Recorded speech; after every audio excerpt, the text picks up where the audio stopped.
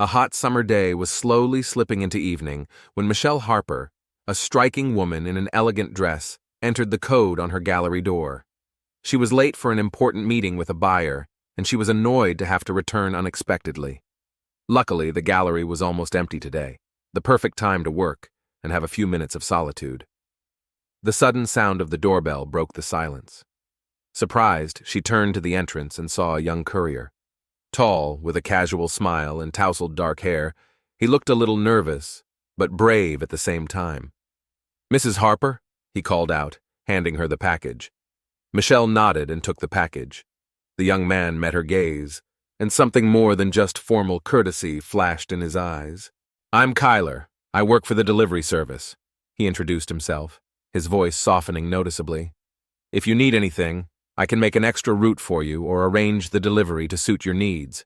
This flirtation was indirect but obvious enough for an experienced woman. At 45 years old, she realized that this young courier was nothing more than an innocent digression from her everyday life. "Well, Kyler, thank you," she said, a little flirtatiously. "Perhaps I will take you up on your offer." Kyler's gaze lingered on her for a second. He looked as if he wanted to add something, but he just nodded briefly and headed for the exit. Before he left, he turned back and winked at her, smiling. A subtle but bold enough farewell. As the door closed behind him, Michelle realized that her heart was beating faster than usual. It was a moment that could easily be written off as a fluke or simply forgotten, but part of her thoughts remained with this strange, young and daring guy. Was this just a normal meeting with a courier, or was there room in her life for something more? She smiled to herself as she put the package away in the corner and tried to get back to her work. However, her thoughts kept returning to that last moment, to his gaze that had penetrated deeper than she had expected. The feeling of an unexpected adventure supplanted all her plans for the evening. Leaving the gallery late in the evening, she noticed that the sky was covered with dark clouds and a light wind brought the smell of rain. As she walked to her car, she involuntarily glanced down the road, hoping to see a familiar courier car. Why was she doing this? She did not know, but her soul had already begun to be enveloped by the first threads of intrigue that beckoned her somewhere far away, beyond the boundaries of everyday life. It was just a moment, a meeting, a casual glance, but Michelle felt that she would not forget it easily. That was the beginning of her story, a simple package and an unintentional flirtation that would change her life. But she didn't know it yet. Michelle Harper seemed like a woman who had it all. She lived in a huge, modern mansion with a perfectly manicured garden and a magnificent view of the lake. Inside, the house was filled with expensive furniture, artwork that she chose for her gallery, and impeccable silence, though the latter was more of a burden than a pleasure at times. Her husband, Tom, was a man of stability and tradition. He worked as a lawyer, and every day of his schedule was predictable, as were his habits. Michelle often caught herself thinking that her life seemed perfect only on the outside. Behind the facade of success, wealth, and a happy family was a deep dissatisfaction. Her work no longer brought inspiration, her family responsibilities seemed monotonous, and every day was similar to the last. Her teenage daughter, Claire, who spent most of her time on her phone or at school, had little contact with her. She was difficult to impress, and despite her best efforts, her daughter was more focused on modern trends than on the life Michelle tried to instill in her. Meanwhile, Kyler Davis's life was the complete opposite. 19 years old, a small apartment in a neighborhood where most of the neighbors were barely making ends meet. Kyler worked as a courier for a local delivery service.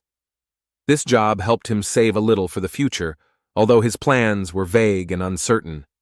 Kyler's parents had long since left town, and he was left on his own as soon as he graduated from high school, relying only on himself. Every day, he woke up in a small room with a musty smell of old furniture, put on his uniform, and headed out on his routes. His daily routine included dozens of names, addresses, streets, as well as loneliness and uncertainty about tomorrow. But Kyler was ambitious. He wanted more out of life and knew that it only took one right opportunity, one chance for everything to change. Their worlds collided unexpectedly, in one of the least likely places, the gallery where Michelle spent most of her time. After their first meeting, which took place through an accidental delivery, Michelle noticed that her thoughts about Kyler would not leave her. He was young, lively, and daring, reflecting everything she was missing. A few days after their first meeting, Michelle ordered another delivery to the gallery. She convinced herself that it was just for convenience, but she knew that she was actually subconsciously eager to see him again. Kyler showed up at the end of the day when the gallery was already empty. "Mrs. Harper, it looks like we're meeting again," he said as he handed her the package, a slight smile and a look of curiosity in his eyes. "Indeed, you seem to be the only delivery guy in the whole town," she replied, keeping her tone professional but feeling a pleasant thrill build inside. Their gazes met, and she noticed his eyes lingered on her a little longer than they should have. Kyler sensed that she was interested in him, and he boldly took advantage of it. Their conversations were short, light, but they always had a subtle hint of something more. For Michelle, these moments were an escape from the routine she was drowning in, and for Kyler, they were a reminder that life can be more interesting. He began to find excuses to see her more often, and although they were both silent about their intentions, the tense atmosphere spoke louder than words. That night, Michelle couldn't sleep. When she finally got into bed, her phone vibrated. A short text from an unfamiliar number appeared on the screen. "It was nice to see you again today, Mrs. Harper. Perhaps you too?" She froze. The message was so unexpected that it caused both shock and excitement. She knew she was overstepping the line again, but for some reason she couldn't bring herself to erase the message. With an inexplicable sense of risk and thrill, Michelle smiled in the darkness, keeping this secret as her sweetest secret. One day, during one of their conversations, when Kyler handed her another package, he spoke about his life, almost by accident. It happened when she asked him if he was satisfied with his job. "You know, I don't think anyone really wants to be a courier," he said, smiling. But his voice sounded bitter. "It's just a job to make ends meet. It's nothing special. But I hope I can get out of this city someday and do something more." "You'd like to leave?" Michelle was surprised. "It is beautiful, but it's hard to get anywhere if you weren't born into wealth. Most of my friends who stayed here just work and survive, but I want more." He looked at her as if seeking confirmation that she understood his aspirations. Michelle smiled, because for the first time in a long time, she felt genuinely interested in someone else's life. She liked this naive frankness, his willingness to dream, even when the prospects seemed dim. She looked at Kyler as a person full of desires and aspirations that she herself had long lacked. With each meeting, Kyler shared more and more of his experiences with her. One day he told her that he grew up without parental support, that his life was often a struggle for survival rather than a search for comfort. He shared with her his dreams, his aspirations to start his own business, maybe even to make a movie someday, as he had dreamed of doing at school. Their meetings became more frequent. After the next delivery, they stayed to talk longer, in private, away from the stairs. Michelle felt that this game was going beyond mere interest.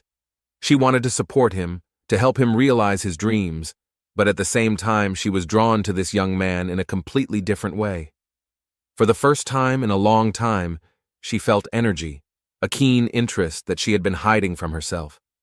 Every conversation they had gave her a sense of danger, as she was taking more and more risks every day.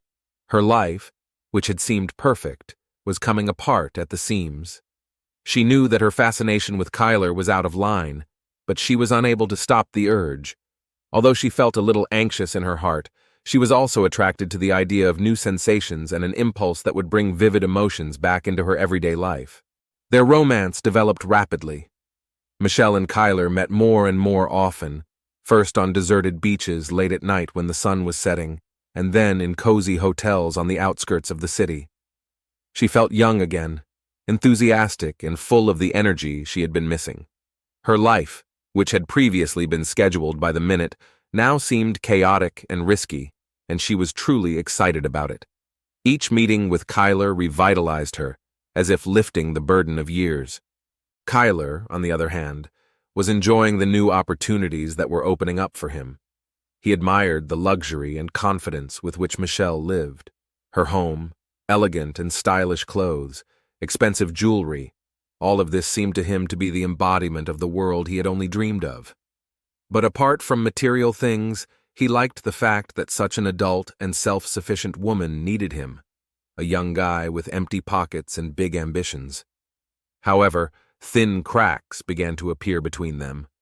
Meetings were no longer just a fun adventure, they had taken on a tinge of dependency. Kyler increasingly asked Michelle to buy something for him. At first, it was small things like a new phone or clothes, but then his requests became more serious.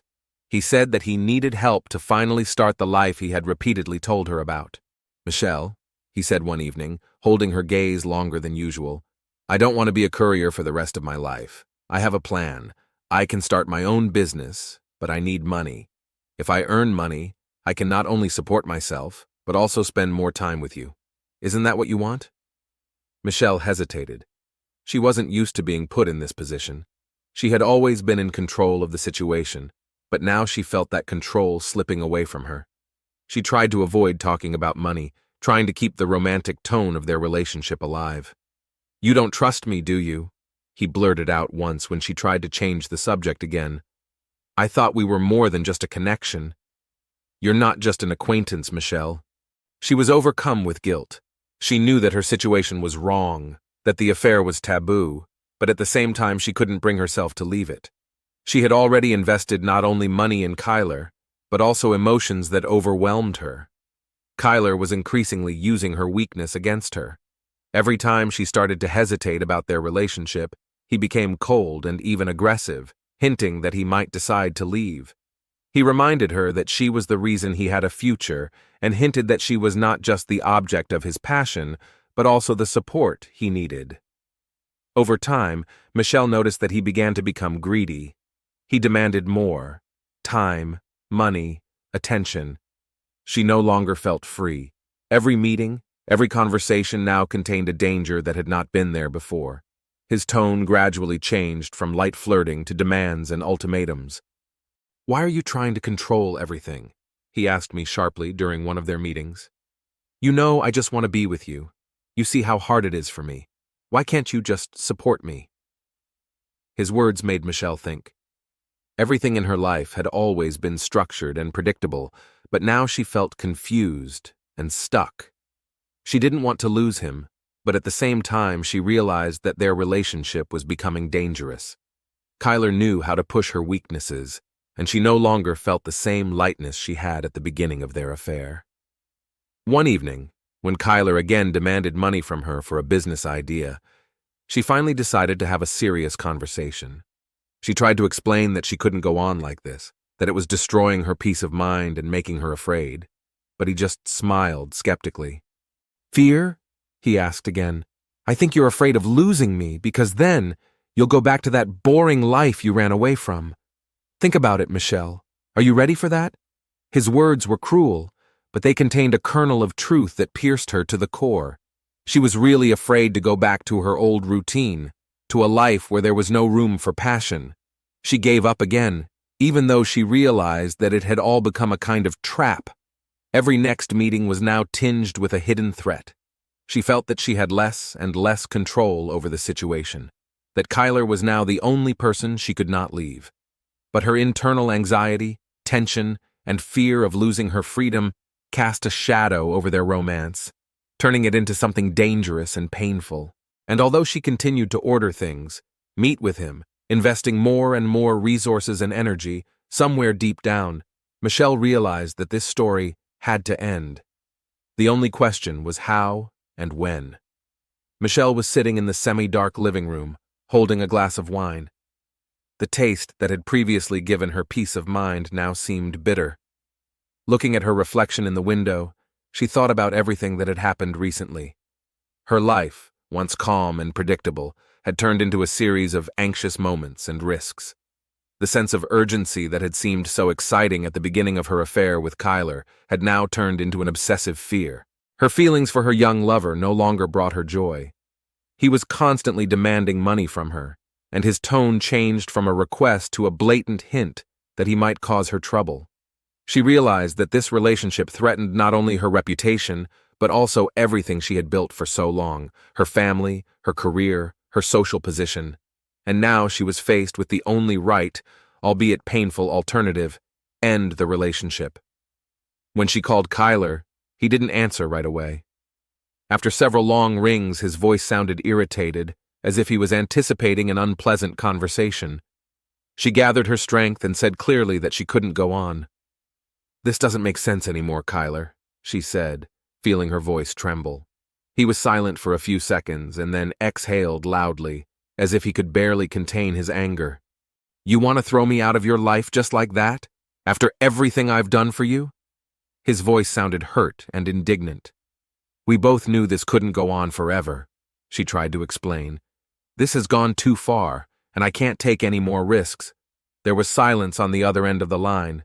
Then he spoke sharply and coldly. "I'm not going to let you get away with this, Michelle. If you end this, I'm going to have to find a way to get back what you owe me. You don't really think I'm going to let this go for nothing, do you?" His words made her suck in a sharp breath. The same Kyler she had thought was romantic and carefree now stood before her as a threat. She realized that she had underestimated him, and her attempt to break off the connection had only made things worse. In the days that followed, Michelle tried to avoid him. She ignored messages and calls, convincing herself that he would eventually leave her alone. One evening, however, her phone rang, and she answered it without looking at the screen, thinking it was her husband. "You're not answering," Kyler said. "You probably think I'm just going to forget about you, right?" "Kyler, please," she tried to sound calm. "You have to understand. We can't go on like this." But he interrupted her. "What if I asked your husband? Do you think he'd be happy to know where you spend your money and who you spend your time with?" She was seized with panic. She knew that Tom, who had blindly trusted her, would never forgive such a betrayal. The loss of her family and social status would be a disaster for her. "Are you blackmailing me?" she whispered, unable to believe what she was hearing. "I just want justice, Michelle," he said. "You promised to help me, but now you're trying to get rid of me. Don't make me do something you'll regret." Scared and broken, Michelle began to panic. She realized that Kyler wouldn't let her go easily, that he would go to any lengths to get what he wanted. Every day, his threats became more direct, and her nerves became more and more tense. She even began to consider options to hide her property from him, to leave town for a while, but she realized that he would still find a way to get to her. One night he came to her gallery unannounced. She saw him through the glass door and felt her heart tremble with fear. When he entered, his face no longer looked familiar. This was not the Kyler she had known, but an angry and frustrated man, ready to destroy everything that seemed unfair to him. "I want everything that is mine," he said, "or your little secret will be known to everyone." Michelle felt the ground slipping from under her feet. She realized that she was on the brink, that her carelessness had turned into a disaster, and that this relationship had become a death trap. She used to think she was in control, but now she realized that she had become a victim of her own weakness and trust. She tried to convince him to stop, promised that she would give him money if he would just leave her alone, but he knew he had her in his grip. It was a critical point when she had no choice but to play by his rules. Kyler walked out of the gallery, leaving her alone with the panic building inside her. Her heart was racing, her hands were shaking, and she realized that she had doomed herself to this fear. They agreed to meet that evening in a remote place on the outskirts of the city, where they used to walk together from time to time. It was an old abandoned garden near an abandoned building that once housed an old farm. The place was quiet and deserted, hidden from prying eyes, which had once seemed romantic to them, but now became cold and threatening. Kyler was waiting for her with a subtle smile that immediately made her tense. Her heart was pounding as she got out of the car and walked up to him. His gaze was cold and distant, with no trace of the youthful enthusiasm that had seemed to unite them before. "Do you have what I asked for?" he asked, not even trying to hide his demand. Michelle tried to pull herself together, taking a deep breath. "Kyler, this can't go on. You have to understand, I can't do this anymore. It's destroying me, and it's destroying you." He snorted, as if she'd said something absurd. "Ruin me? Do you think I have anything to lose? I already lost everything when I decided to believe you. You were an opportunity for me, but now you just want to get rid of me like trash?" He stepped closer, and she felt fear coursing through her body. "Kyler, please, I've already given you everything I can. If you keep pushing me, I'll have nothing left." "You think I'm interested in your excuses?" he shouted. "I want more, and you have to give it to me. Otherwise, you know what will happen. Your husband will know everything. Your friends, your colleagues, everyone will know about us. About your pathetic attempts to live differently." His words hit her like a knife. A wave of fear and anger swept over her. She tried her best to hold it together, but she felt the pressure building with every word he said. Kyler was now like an enemy, holding her life in his hands, and she couldn't take it anymore.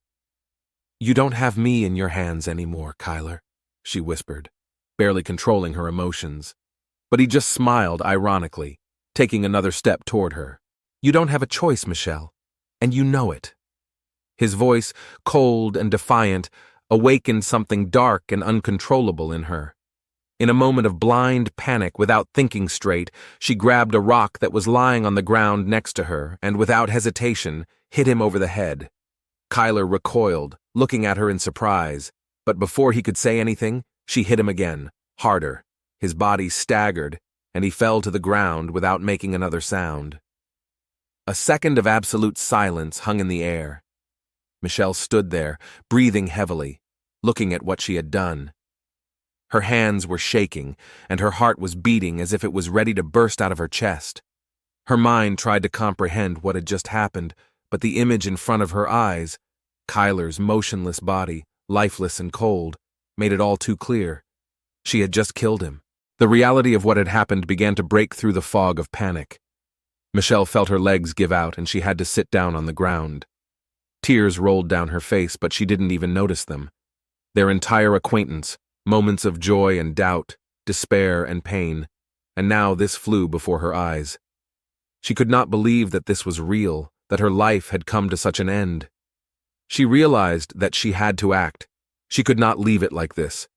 Panic told her to run away, but at the same time, her mind told her that now her steps had to be cold and deliberate. She must cover her tracks, erase every piece of evidence that could link her to this tragedy. When she got to her feet, she looked at Kyler's body one last time, with the painful emptiness she couldn't push out of her soul. Detective Allison March arrived at the scene early in the morning. She had been called immediately after the body of a young man was found on the outskirts of town, in an abandoned garden near an old farm.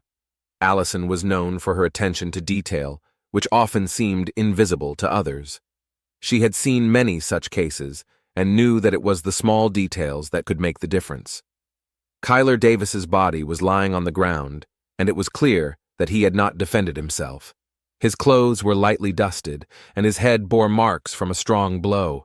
The place would have looked quiet and even peaceful, if not for the body. Allison looked around, taking in every detail.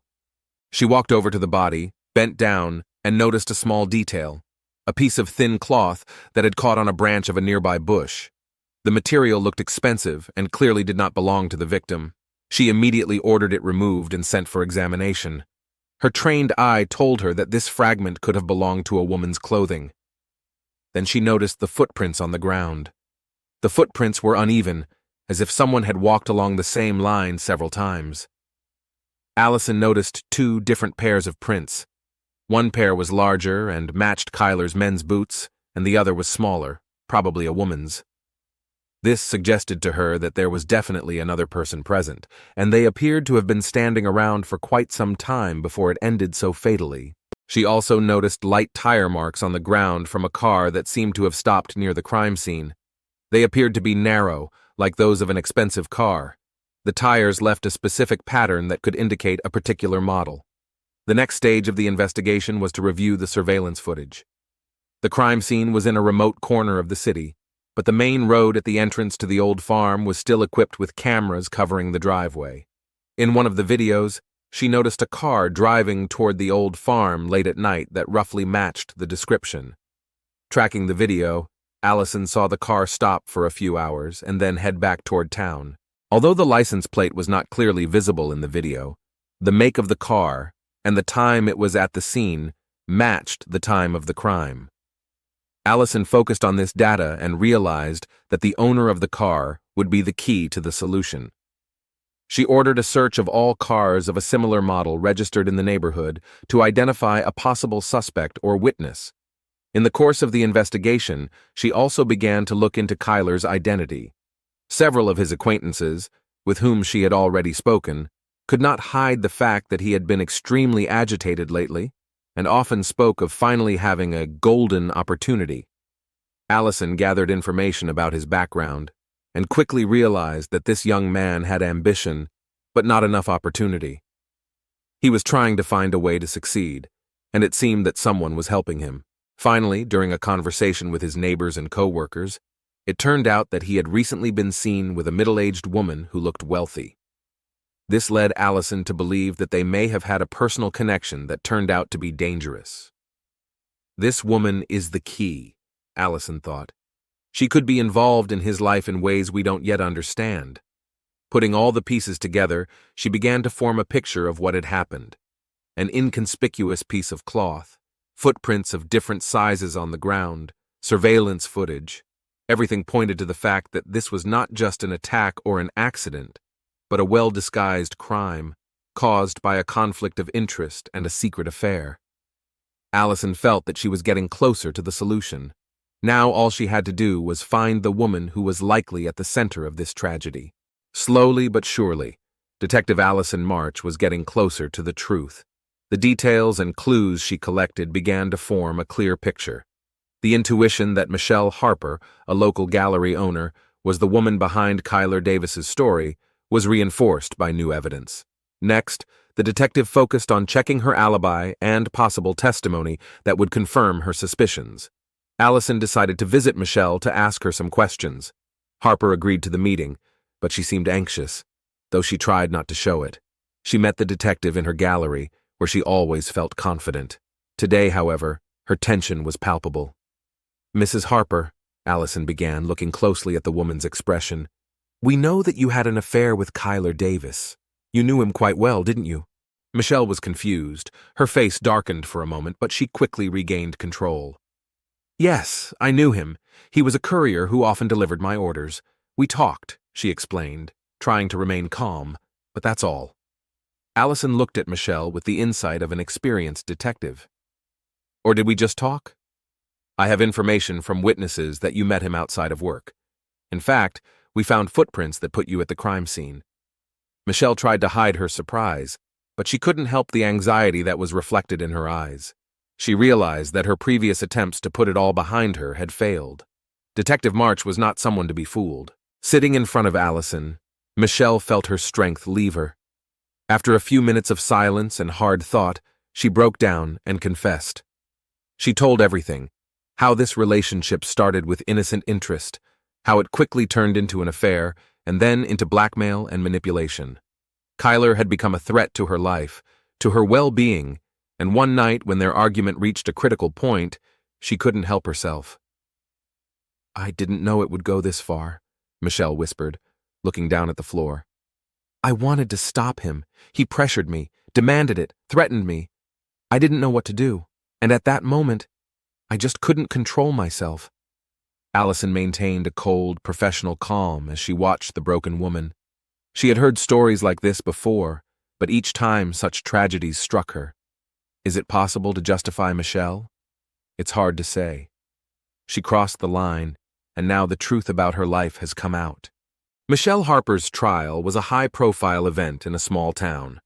All her acquaintances, friends, and colleagues learned the truth about her double life. What was hidden behind the impeccable facade of a successful businesswoman and wife was now revealed in the smallest detail in front of everyone. At the trial, Michelle tried to justify herself by talking about pressure, fear, and manipulation by Kyler, but the facts were inexorable. She had committed a crime, albeit in a moment of blind panic. She was found guilty of negligent homicide and was sentenced to 15 years in prison, a sentence that was to change her life dramatically. Allison March, who watched the case come to a close, reflected on how small decisions can lead to disaster. A seemingly innocent flirtation, a desire for thrills, and a little lie can turn into something so tragic. Michelle's family couldn't believe what had happened.